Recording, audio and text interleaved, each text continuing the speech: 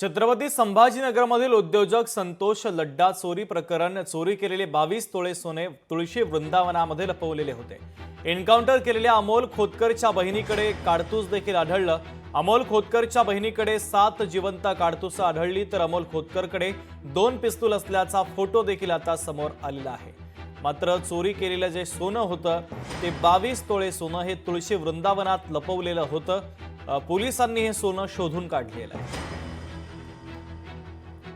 याचा आढावा घेतला आमचे प्रतिनिधी सचिन बडे यांनी। पाहूयात। मराठवाड्यातील सर्वात मोठा दरोडा म्हणून ओळख असलेल्या उद्योगपती संतोष लड्डा यांच्या घरातील दरोड्यामध्ये आता काही धागेदोरे समोर येऊ लागलेले आहेत। कारण ज्याचं एन्काउंटर झालं तर त्याच्याच बहिणीच्या घरामध्ये त्याच्याच घरामध्ये 22 तोळे सोनं सापडलेलं आहे आणि काही दिवसांपूर्वी 30 किलो चांदी सापडलेलं होतं आणि 7 जिवंत काडतूस देखील सापडलेले आहेत। आपण माझ्या मागे पाहत असाल हे ते पोलीस स्टेशन आहे।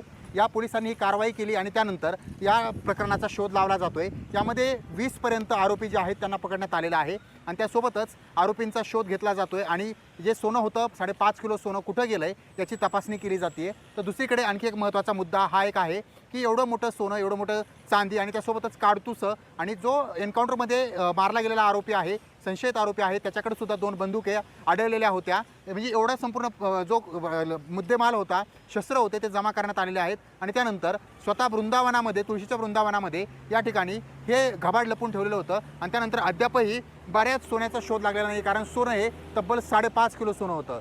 सचिन बडे, लोकशाही मराठी, छत्रपती संभाजीनगर।